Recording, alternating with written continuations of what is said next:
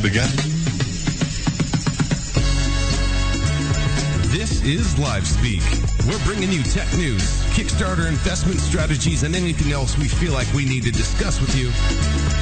Stick around, it's going to be a great show. On Livespeak Radio.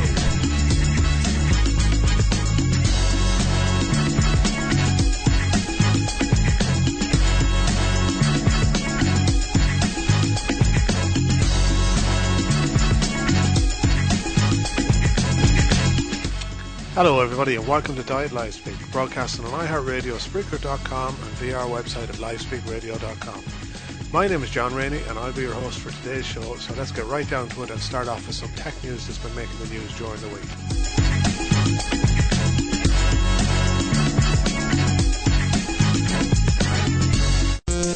It's time for the news.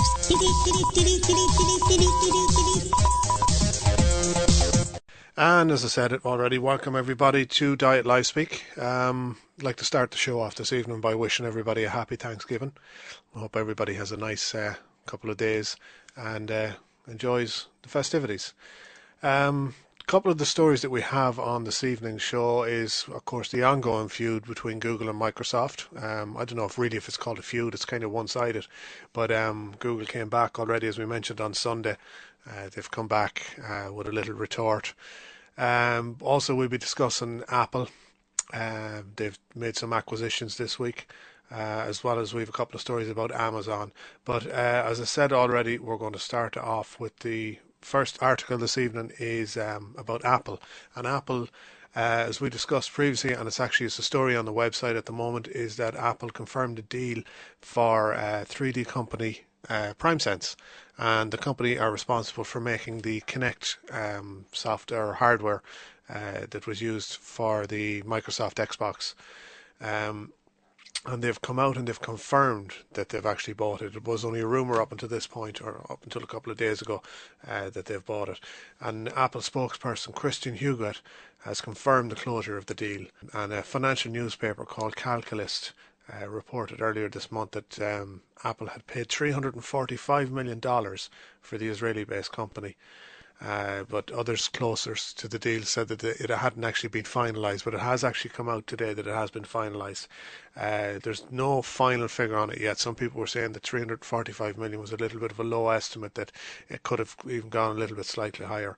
But as I said already, Higuet declined to disclose the deal's value, but he was quoted as saying, "Apple buys smaller technology companies from time to time, and we generally do not discuss our purposes or plans," which is true.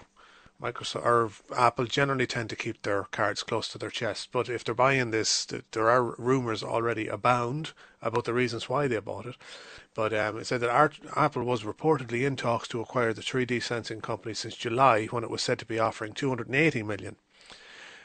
So there's obviously been a price increase. Maybe the 280 million was knocked back because it wasn't enough. But PrimeSense, as I said already, is best known for powering the gesture control system used by Microsoft's Xbox 360 game console. The company's technology is also used in 3D scanners, iRobot's Ava, and the Asus Ection, which I've never heard of. But anyways, and apparently Apple has had its eye on PrimeSense chips that allow for mapping 3D spaces, which would make sense because Apple are really looking to get back into the maps again after they kind of failed miserably with the first attempt. But it was Jessica Lesson that reported this on Tuesday, citing people familiar with the deal. What's more, Lesson says that while PrimeSense might have provided the backbone technology in the original Kinect game console, its offerings in that sector are behind the industry and have not made their way into the latest version. So Microsoft have found alternative suppliers, which makes, I suppose, well, not a defunct company, but certainly I'm sure that would have been a big part of their business. That Apple is thinking about mapping is no surprise. The company's Maps platform got off to a rough start, but has been improving ever since. And the talk is that Apple is planning to start a race with Google to add images and to contextualize locations in the US. And PrimeSense might be a key component in that. That kind of does make sense if you think about it that way. That really is an amazing piece of technology. I actually saw it broken down recently into it basically to show exactly what the sensors do. And it's amazing. It emits just tiny little dots, little laser dots that read the room and read the surroundings, and it's able to decipher, I suppose, via the distances from the actual Connect machine to where the dot actually meets a surface or wherever it's reflected back from. And that's how it's able to distinguish what's in the room. But that's the Apple deal. And when I first heard about this, I wasn't actually aware of the fact that the Xbox One, the new Xbox, didn't actually have the Kinect hardware associated with it. I only discovered that today. So, and I was originally thinking that with Apple kind of acquiring this company, the PrimaSense company, that it might have really annoyed Microsoft, but I think Microsoft are kind of finished with them for the time being. So it's not kind of as serious for Microsoft as I first initially thought. But as I said already, we're going to be discussing other stories as well, and we're going to be moving along to Amazon. But what I'd like to do first of all is I'd like to play just a little bit of music. And this is a piece of music by a former guest on the show. Actually, he was a guest on my first ever show on Livespeak Radio, and it was Tabby Callahan. And Tabby did promise us that he'd get some new music to us. And when I say new music, some of his back catalogue of music. And I actually finally discovered some of it on my PC there recently. So I'm going to play you what I have this evening, as I have a double A-sided single. It was a single that he released pretty much straight away after the X Factor series 1 of the X Factor UK, and it was a double A-sided single, and this would have been, I suppose, classified as the B-side for it, and it's called My Oh My. Some of you might remember it, it's actually a cover version. I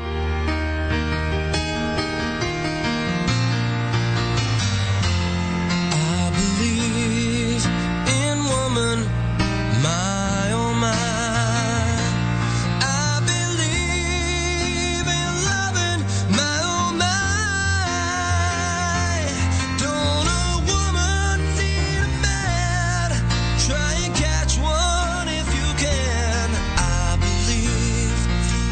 Woman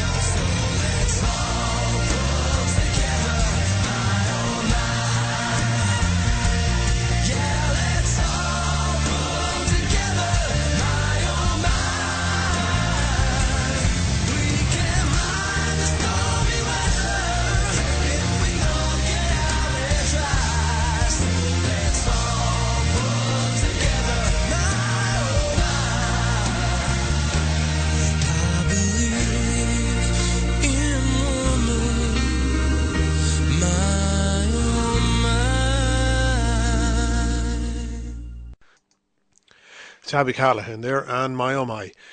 Moving along, as I said already, we're going to discuss a couple of the stories, but one of the ones that I mentioned is the Amazon. We have a couple of stories from Amazon this evening. The first of them is that they're reportedly developing a new high-resolution Kindle Paperwhite for next year. It was TechCrunch that actually came out with this, and they said that they'd seen a prototype of the next generation Kindle Paperwhite, and that some of the features are that it has a flush glass screen, and it has a more angular design that's more in line with Amazon's recent Kindle HDX tablets. One of the marquee features will apparently be a new 300 pixel per inch screen that's higher resolution than the other e-ink readers on the market today.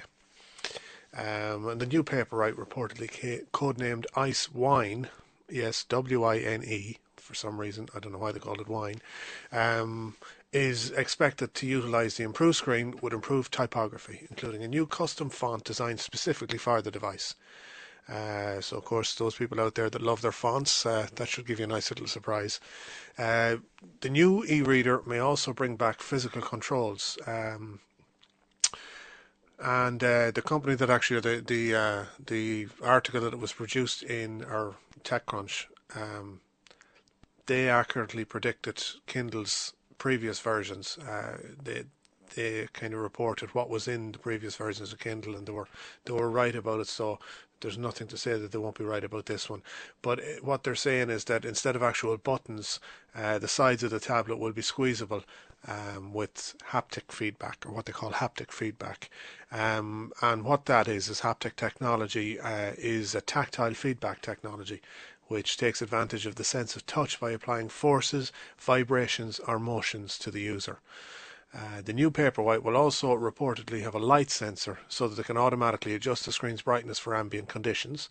However, it seems as though there won't be any other major software updates. Apparently the new Kindle isn't due to be released until the second quarter of next year, so it's possible that some of the rumoured designs and features could change by then. I thought the Kindle came with a light that you could actually read in the dark. Maybe that was another one that I saw. But as it was said already, a lot of those features could change between now and then. But I think the actual design, the first couple of ones that was mentioned in the article was, the flush glass screen and the more angular design. They're probably set in stone at this stage, because if they're set for a second quarter release of next year, you're talking kind of March to June. I'm sure there's not a lot of time left to go changing some of the more structural details. But so if you're into your e-readers, that's certainly one to keep a lookout for, especially with the high resolution screen. Like 300 pixels per inch is quite a high resolution image. So, and while we're on the subject of Amazon, the second story that came out this week was pretty frightening actually. It was about Amazon workers that they face an increased risk of mental illness. Now that's a pretty strong claim. But it all came from a BBC investigation into the UK-based Amazon warehouse, and they found that there was that conditions that a stress expert said could cause mental and physical illness. I haven't worked in any place that hasn't caused any kind of mental or physical illness at this stage, but this Professor Michael Marmot was shown secret filming of night shifts involving up to 11 miles of walking, where an undercover worker was expected to collect orders every 33 seconds. It comes as the company's employ 15,000 extra staff to cater for Christmas. So bear a thought for the poor Amazon worker when you're submitting your Amazon order this Christmas. It gets more disturbing. Undercover reporter Adam Littler, 23, got an agency job at Amazon's Swansea warehouse. He took a hidden camera inside for the BBC Panorama to record what happens on his shifts. He was employed as a picker, collecting orders from 800,000 square foot of storage, and a handset told him what to collect and put on his trolley. It allotted him a set number of seconds to find each of the products, and it counted down. If he made a mistake, the scanner beeped. So there's pressure straight away, But Professor Marmot, one of Britain's leading experts on stress at work, said that the working conditions at the warehouse are all the bad stuff at once. So he doesn't say that too lightly by the sounds of it. But he said the characteristics even of this type of job, the evidence shows increased risk of mental illness and physical illness. there are always going to be menial jobs. We can make them better or worse, and it seems to me that the demands of efficiency at the cost of the individual's health and well-being, it's got to be balanced. He does have a point there, like, having to put up with those type of targets and pressures for that length of time, it's got to be grating. But Amazon said official safety inspections had not raised any concerns, and that an independent expert appointed by the company advised that the picking job is similar to jobs in many other industries and does not increase the risk of mental and physical illness. He said the scanner tracked Mr. Littler's picking rate and sent his performance to managers. If it was too low, he was told he could face disciplinary action. When Mr. Littler worked night shifts, his pay rose from the daily rate of £6.50 per hour up to £8.25 per hour. Now, I suppose that makes sense because you'll have a shift allowance on top of that too. But anyways, after experiencing 10.5-hour night shift, he said, I managed to walk or hobble nearly 11 miles, just short of 11 miles last night. I'm absolutely shattered, and my feet are the thing that are bothering me the most, to be honest. Amazon said new recruits are warned some positions are physically demanding and that some workers seek these positions as they enjoy the active nature of the work. The company said productivity targets are set objectively based on the previous performance levels achieved by the workforce. So those on night shifts work a 4-day week with an hour's break per shift. And it said experts told Panorama these 10.5-hour night shifts could breach the working time regulations because of the long hours and the strenuous nature of the work. A barrister, Giles Bedlow, said if the work involves heavy physical and or mental strain, then that night worker should not work more than 8 hours in any 24-hour period. But Amazon said its night shift is lawful. They said they sought expert advice to ensure the shifts comply with all relevant legal requirements. Amazon said that it had invested $1 billion in the UK and created 5,000 permanent jobs. It added that it relied on the good judgment of thousands of employees, and the company said, together we're working hard to make sure we're better tomorrow than we are today, by pushing your staff to the absolute limits by the sounds of it. That seems like a lot in one shift. I've worked in factories previously, and that seems a bit on the extreme side. I've worked on production lines where targets were high, but you didn't get penalised if you didn't meet your targets. They were there. I don't know. Just as I said already, bear a thought for the Amazon workers when you're ordering your Christmas gifts this year. But moving on to the next story, and Intel are reportedly looking to sell its Internet TV technology for $500 million. Now, you would assume that Internet TV at this point is doing pretty well. So you'd be trying to get into it rather than get out of it. But it says consumers have never even used Intel's OnQ Internet TV platform, but that's not stopping the company from trying to sell it for top dollar. According to Bloomberg News, Intel is looking to sell the technology behind its online pay TV service for as much as $500 million. Reports say that during the course of the working on the project, Intel created set-top boxes for the platform, as well as mobile applications for smartphones and tablets from which subscribers would be able to stream content. But Intel's TV ambitions have largely failed to get off the ground, and its goal of wrapping up a sale by year's end signals that the company has decided to give up on the dream of competing with cable providers over the internet. As for potential buyers, the same report suggested Verizon as a potential home for OnQ. The company has already held discussions with TV networks over a web-based subscription platform that could expand its reach far beyond the footprint of FiOS. Verizon has reportedly asked networks whether existing agreements would cover such a streaming service or if they would instead need to work towards new contracts. Samsung and Liberty Group are mentioned as two other companies that have met with Intel over the technology, and CEO Brian Krzanich put Intel's TV ambitions on the back burner after taking over the chief executive role, describing OnQ as a distraction that the company couldn't be bothered with. Instead, Krzanich has made growing Intel's presence in the mobile market one of his top priorities.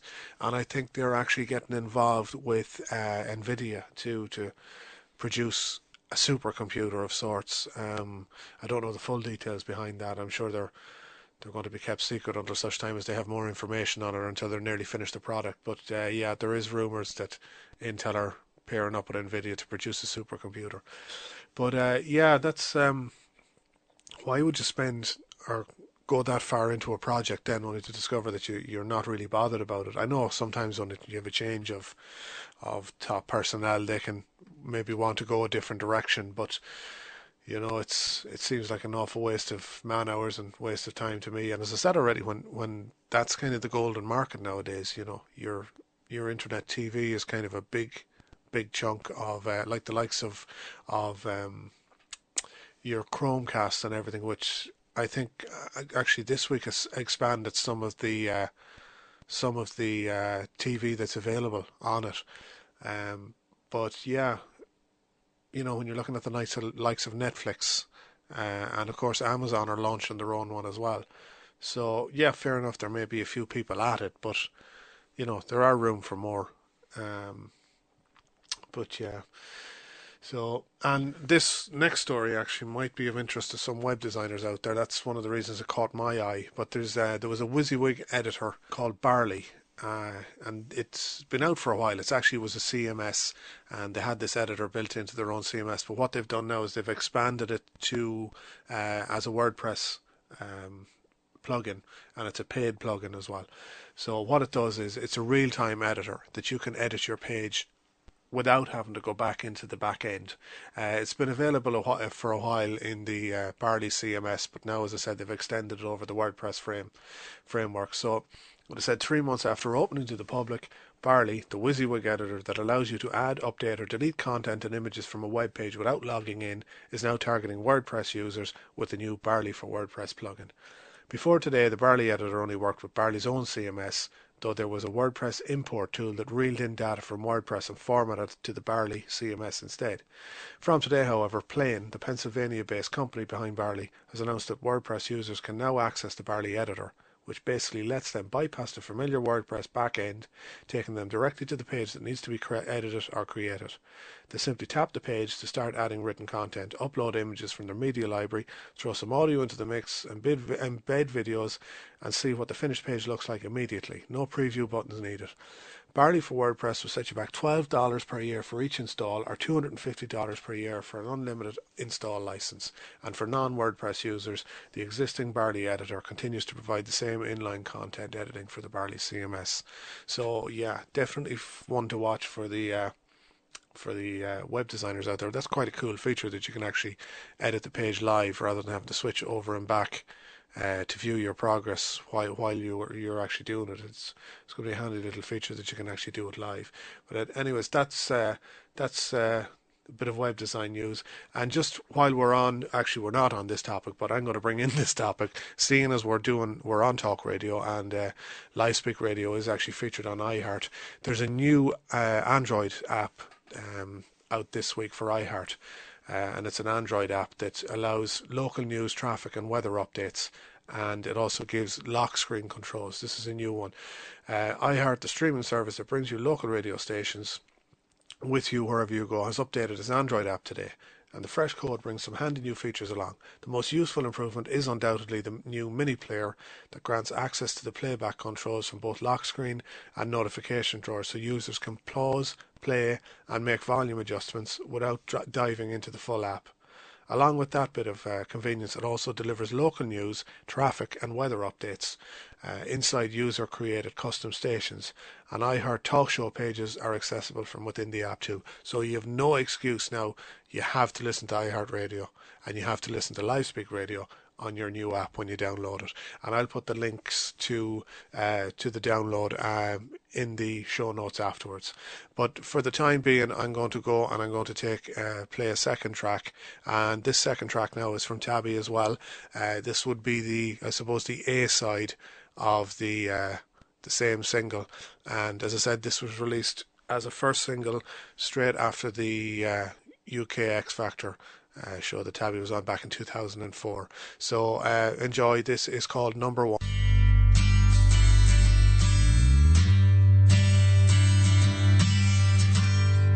The radio's on, they're playing my song, but in my head all I hear is you saying just be yourself, don't be nobody else. I know they're all gonna love you.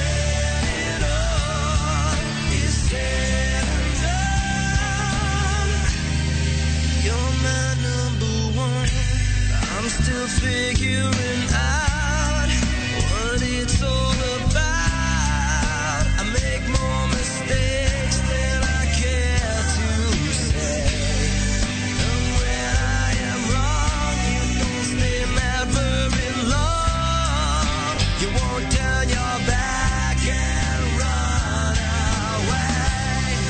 And I knew from the start you wanna speak from your heart. If I left you, I'd be crazy, baby, baby. Yeah. There's more to me that I want you to see. I might not be famous, but still you believe. I'm gonna reach for the sky, but you're the star in my eyes. You're my number one.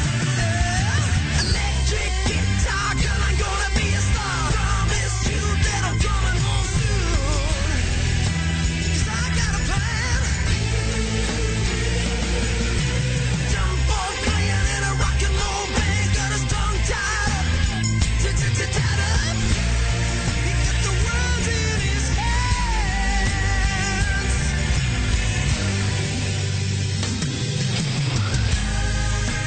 There's more than me that I want you to see. I might not be famous, but still you believe. I'm gonna reach for the sky, but you're the star in my eyes. You're my number one, baby.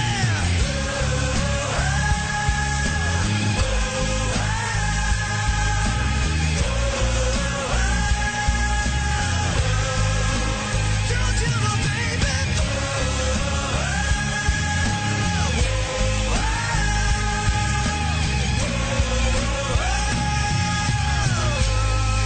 The radio's on, they're playing my song, but I only want to hear you. That's Tabby Callahan there, and number one. And thanks to Tabby for the permission to play his music on the show. You know, it's great. It's great to have music that we can play. Just moving along, just to the next story that I spotted since Sunday was there's two agencies that were ordered to pay 1.2 million for photographs that they acquired from Twitter. A US jury has ordered the two agencies, Agence France Presse AFP, more commonly known as, and Getty Images, to pay a total of $1.2 million for photographs they acquired through Twitter. Now, this is something that I always advise clients to be very, very careful when they're picking photographs for their website. You know, I take clients at their word that the photographs are their own, and it has actually happened before where they went and one particular client went and got photographs of somebody else's website. Now, it got ironed out in the end, but at the same time, it's not something that I kind of want to go down. It's not a route I want to go down because I don't want to be taken to court for copyright. But you know, if you're ever using images publicly like that, make sure they're your own or that you have full permission to use them. But this case is one of the first to address how images that individuals make available to the public through social media can be used by third parties for commercial purposes. And it could well prove to be the landmark decision, though the judgment in favour of the freelance photographer Daniel Morrell is open to appeal, and I'm sure it will be appealed. He took pictures in the aftermath of an earthquake in Haiti in January 2010, and he then created a Twitter account, which was @PhotoMorrell, to upload them. A few hours later, the pictures were downloaded by an AFP staffer and subsequently distributed to Getty without Morrell's authorization. Morrell, a former Associated Press staffer, argued that the agencies had violated the Copyright Act after the images were republished by AFP without his permission. After Morrell hired a lawyer to issue cease and desist orders to the agencies, AFP sued him, alleging commercial defamation. In response, Morrell filed a counterclaim against AFP, Getty Images, and the Washington Post for infringing his copyrights. The Post was among several news outlets, including CBS, ABC and CNN, that have previously settled with Morrell for undisclosed amounts. In the district court in New York, AFP's lawyers argued that since the photographs had been first posted to Twitter, they were open to commercial use, but the jury found for Morrell. Judge Alison Nathan had ruled in January that the two companies were liable for infringements, and in the past Twitter had stated to users that users maintain exclusive rights to any photographs featured on their site, and I do agree with that, because I don't think just because you put something up on Facebook or Twitter or wherever it is that it's free for anybody to just go and grab. I have personal images on my Facebook page, and I certainly wouldn't like them used anywhere. But usually any images that I put up for my business, I do tend to watermark them. But, certainly they shouldn't be able to get away with doing things like that. It is still your personal property at the end of the day, and he's a photographer. He makes a living from taking photographs. You're ripping the man off by stealing them. But anyways, that's that one. So that's a $1.2 million dollar settlement for those photographs. And as it said, he had cases brought against some of the other stations as well. So I'm sure he's going to get a nice little settlement out of this, as long as the appeal is overthrown. But the next story I'm going to talk about, it was one that I spotted actually a couple of weeks back, and I had it actually set up to discuss one of the evenings on the live show, but we ran out of time and we didn't get to address it. But it's since come into the news again, and it's that Google Maps launches airports and railway stations feature, that you can actually go in now and you can view the street level for the likes of Stansted Airport. Waterloo Station in London is another one of them, and Madrid's Barajas Airport, as well as Tokyo International Airport. And you can also you can view Venice at the street level as well, which is really strange looking. If I've seen some of the photographs, now I haven't actually viewed the map myself for Venice, but I've seen some of the photographs, and it looks like you're standing out in the middle of the water. But as I said already, the service includes Waterloo Station in London, Madrid's Barajas Airport, as well as Tokyo International. And in a blog post, Ulf Spitzer, Google Street View's program manager, said, "Now, in addition to scoping out your destination, Street View can help you cut down the streets of travelling by giving you a preview of your journey too. Don't let travel logistics get you down this holiday season. With Street View, you can see how to get where you're going faster and easier. Enjoy and safe travels." Now, so train stations in the UK outside London featured are Glasgow Central, Edinburgh, Waverley, Leeds, Liverpool, Lime Street, and Manchester Piccadilly. And in London, Cannon Street, Charing Cross, Fenchurch Street, King's Cross, Liverpool Street, London Bridge, Paddington, St Pancras International, Victoria and Waterloo are shown. And users can also get a tour of Gatwick Airport on Google Maps. Users can also look around the technology centre of the McLaren Formula 1 team in Woking as part of the update. Google has created interactive maps so that users can see which transit locations around the world are available. And Google Maps released an update in July which allows users of the app to view live road traffic and accident reports for the first time. Now that is quite a handy feature. It'd be handy if you knew that you had to be somewhere by a certain time. You can check the route and make sure there's no traffic jams, that there's no accidents. Now, another story that made it this week, and this is something that we discussed a couple of weeks back on the show, on the live show, was Facebook kind of getting more friendly with some of the newspapers and some of the TV stations. And one of the things that we talked about was the fact that they're allowing their posts to be embedded the same way that Twitter has been doing for a long time. But Facebook seems to have gone one step further now, and they're testing an Instapaper-like save for later reading feature. And what this means is that Facebook wants you to spend more time reading news on Facebook, and the company is testing a feature that would allow users to save links shared inside Facebook to a list for later reading. According to recently surfaced mobile screenshots, the functionality is quite similar to the popular app Pocket and Instapaper. And that is a feature, actually, I don't know, a lot of people mightn't realise it, but on YouTube you can add your videos to a watch later playlist as well. So it's a similar feature that YouTube have had for a long time. But Facebook said, "We're constantly testing new features, but we have nothing further to share at this time." Allegedly, the feature comes in the form of a small iBook-like bookmark button attached to stories shared in the newsfeed. You click the button and the link will be set aside in a saved menu inside of the user's Facebook app menu. Facebook made it clear that it wants to play more of a part in how people use the social network to discover and read articles from third-party publishers. In a design in a redesign to its newsfeed over the last year, more prominence and visibility has been placed on articles shared on Facebook.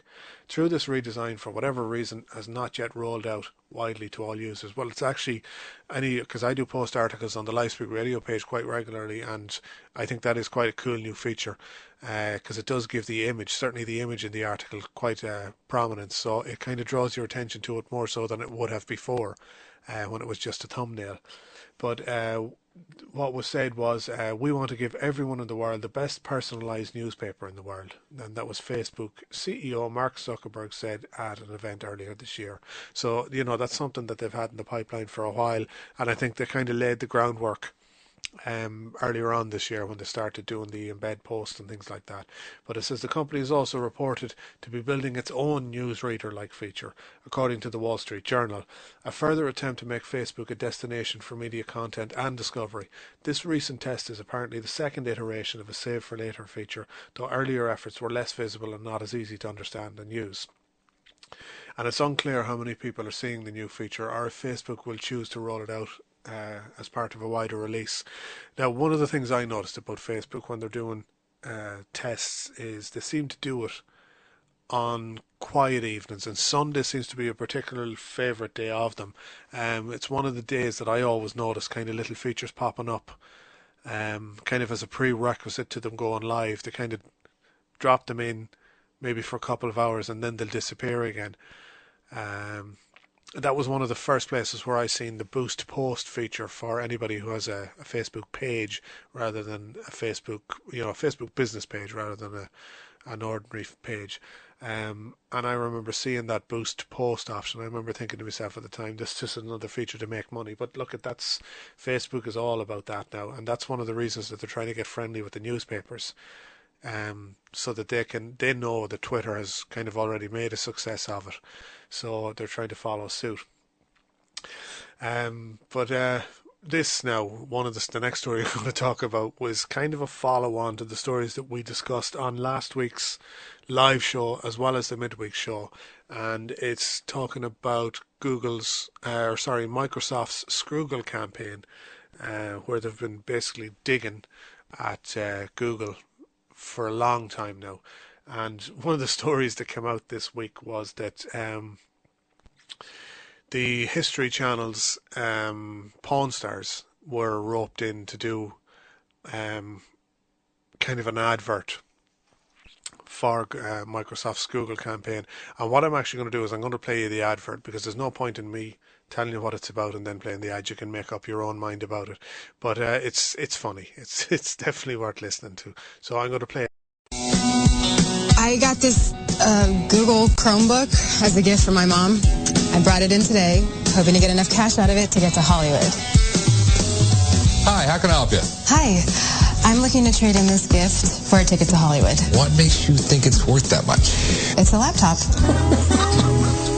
This is the Google Chromebook, a relatively new kind of device. Because Chromebook applications are web-based, when you're not connected, it's pretty much a brick. That's a major drawback. A traditional PC utilizes built-in applications like Office and iTunes that work even when you're offline.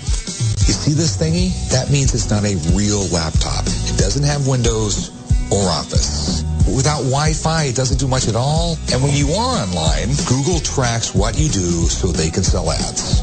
That's how you get Scroogled. Scroogled? What's a Scroogle? Google is always trying to find ways to make more money off your personal information. This Chromebook hardware makes it even easier for them. Not going to Hollywood, am I? Not with a Google Chromebook. You might get Vimeo. Unfortunately, I can't buy everything, especially when it's not what it appears to be. And this is not a real laptop. I'm not buying this one. I don't want to get Scroogled. Well, I was hoping the guys would take this thing off my hands, but I appreciate how honest they were. Scroogled. No. Yeah, there's none of them going to Hollywood after that acting. But this is the ongoing row between Google and Microsoft. And as we mentioned on last week's show, that Microsoft have come up with a range of products for sale, T-shirts, mugs, things like that, hats, basically digging Google about stealing people's information and basically trying to sell them ads. But one of the things that surprised me about that ad is if you listen to the product placements in it, and they do mention Windows and they mention Office, but they also mention iTunes, which I was kind of surprised at. But I suppose they had to kind of stick one non-Microsoft product in there. But I saw a very good article during the week, and again, I forgot to put a pin in it because I was kind of running at the time. But what they're saying, where this Scroogle campaign has come from, is the Microsoft are, of course, in direct competition with Google now because Google are releasing kind of cheap laptops, and it's doing damage to Microsoft sales. So, certainly in the laptop side of things, they produced a laptop recently with Windows 8 on it, and it's retailing at about $499.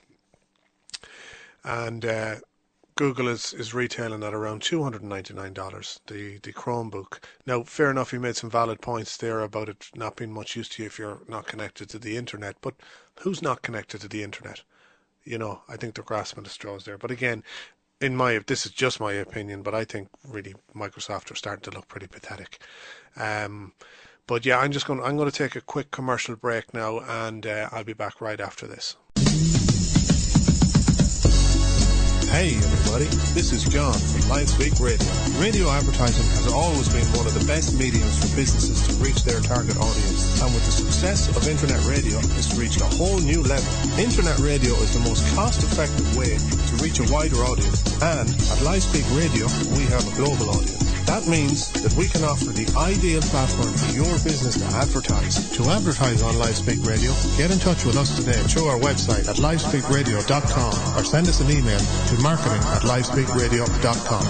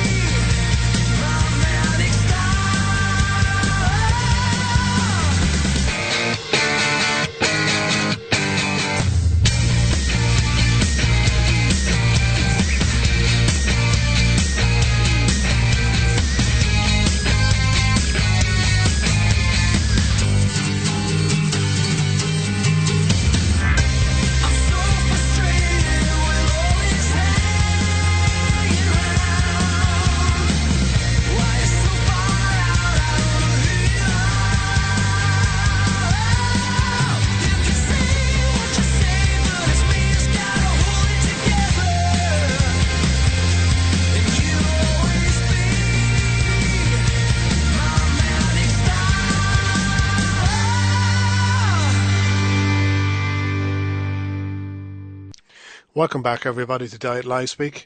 I'm going to move on now to some WTF stuff. 5, 4, 3, 2, 1. What the f***? Yeah, we don't want to do anything to scare your children. No, we don't want to do anything to scare your children. But the first story that we have this week or this evening is, or today or whatever, is it's a seasonal one. And it's about a Christmas lights world record attempt in Australia. And this guy apparently had the world record before and it was taken off him, and he took it back again this year. But it's an Australian family that reclaimed the world record for the lights display, which is so popular, one couple got married under it. A family have broken the world record for the number of Christmas lights put up on a home. Now, these statistics are quite scary.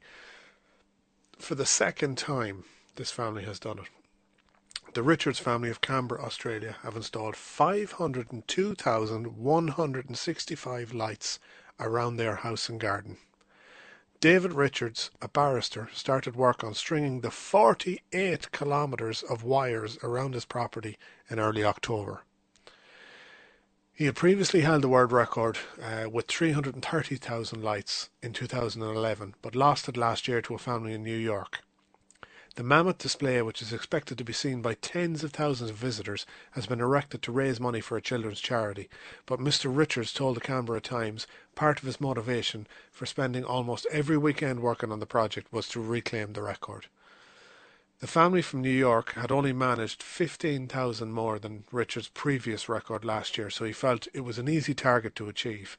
Mr. Richards, a father of three, told the newspaper, "It was the sort of reason to do it again, and they didn't break it by very much.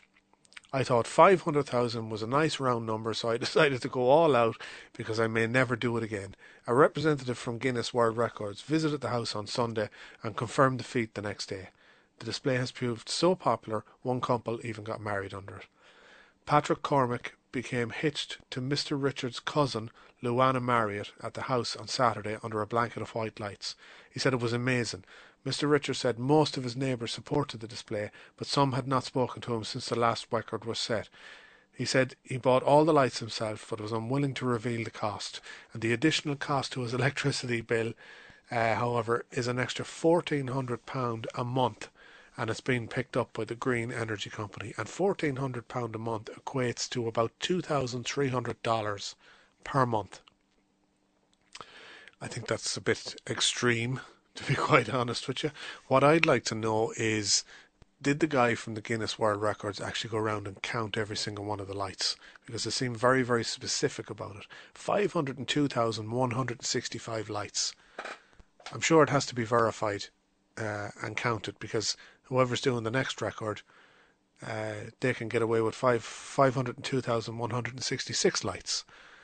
So it has to be quantifiable, I suppose. And certainly it's not a job I would have fancied doing. But I'm going to put the link to the article in the show notes afterwards, and just go and have a look at some of the photographs in it, because it really is spectacular and nuts. But the next story I came across this week, and this one actually from the same website, is quite scary. A Shanghai woman has given birth to a 13-pound 10-ounce baby. Wow. A Chinese woman has given birth to a 13-pound 10-ounce baby, which is 6.17 kilos, crediting a diet of milk, eggs and fruit for her supersized bundle of joy. The 27-year-old mother and her child, who weighs more than 6 bags of sugar and almost twice the weight of an average Chinese newborn, are said to be in good health. Doctors at the Shanghai hospital where the child was born said the mother had eaten much more than the usual and spent a lot of time in bed while pregnant. They said she gained weight quickly, which made the embryo grow beyond the average size. The mother told Chinese State TV, "I drank 1 glass of milk and ate an egg every day. And that's a must since I became pregnant. I also ate a lot of fruit." A relative added, "Soup with chicken, pigeon and fish is normal for an expectant mother." Pigeon? Really? As well as seafood, including shrimp and fish. Zhu Chengeng, Associate Chief Physician of the Obstetrics Department of the Obstetrics and Gynecology Hospital in Fudan University, that was so mouthful, said the baby could face health problems in the future. He said obesity may affect the baby's health in the future. Rates of obesity and diabetes are obviously higher for an adolescent or for an adult who was born overweight. The child is not China's biggest newborn. However, the accolade is believed to belong to Chun Chun from Jincheng City in Henan Province, who tipped the scales at 15 pounds 8 ounces, and that's 7.04 kilos in 2012. The biggest baby ever born in the UK is thought to be Guy Carr, who weighed 15 pound 8 ounces, which is 7 kilos, when he was born in Barrow-in-Furness in Cumbria in 1992. According to Guinness World Records, the world's heaviest baby was born to Anna Bates of Canada in 1879. The child whose parents both had giganticism weighed 10.5 kilos, or 23 pounds 2 ounces, but died 11 hours after birth. That's sad. The only thing I'm sorry about is that I didn't keep that article for the Sunday show, because Justin would have just loved reading out those names. I might look for a similar article for this week, but don't tell him. But yeah, that's pretty impressive. And again, I'm going to put the link in the show notes afterwards, because it's definitely worth visiting that to just see the pictures. Because there's one particular picture that shows the newborn beside another newborn. It's quite freaky. But here's another story now that, this one is pretty special. Anybody who's ever heard of the Darwin Awards, this guy would be another candidate for it. And I actually have an audio clip that I'm going to play, and I'm going to let it do the talking for me, and I'll talk a bit about it after the clip. What body part are you going to donate? I'm going to donate one of my testicles for $35,000. We were literally talking about this before the show. The three of us were talking about how much money would you need to sell a testicle. Now, it is for medical science, but right. But like, did you sit there and say, I won't do it for 30, but yeah, I'll do it for 35? Like, how do you come to that decision? No, it was a standard fee that they were offering, and I want to buy a new Nissan 370. So you have something lined up. It's a Nissan for your left one, huh? Okay. And I'm now sitting here with my legs crossed. Yeah, that was a bit of a strange one, but just to read the article about it. His name is Mark Parisi, and he wants to buy a Nissan 370Z. Most men would cringe at the idea of parting with a testicle, but in order to save a few bucks, a car lover is willing to lose one of his body's most valuable assets. Mark Parisi, a self-proclaimed tightwad, has admitted he is so cheap he is willing to have one of his nuts removed in order to earn $35,000. He confirmed to the shocked presenters of a US TV show, The Doctors, that he planned to sell his left testicle to medical researchers for money to buy a new vehicle. One of the show hosts joked after hearing the news, "It's a Nissan for your left one." Previously, on an episode of the TLC series Extreme Tightwads, he explained how he planned to sell his testicle to medical researchers for money to buy a new vehicle. What you do is you go in and you donate one of your testicles, and then they replace it with an artificial one, and when you check out after 14 days, you get a check for $35,000, Parisi said. He said participating in clinical trials has helped him avoid spending his full-time salary. Parisi estimates that he's saved more than $150,000 over the past 2 years by participating in other medical studies, including the Flatline study, in which volunteers agree to have their hearts stopped. Now, I think this guy has participated in one medical study too many, because this guy is, if you'll excuse the pun, nuts. There has to have been some damage done, whatever medical trial he's done in the past. I'm sorry, but you couldn't get me to do that for love nor money. And I think that's a pretty good note to end the show on, because I'm pretty keen to uncross my legs at the moment. So be sure to tune in this weekend.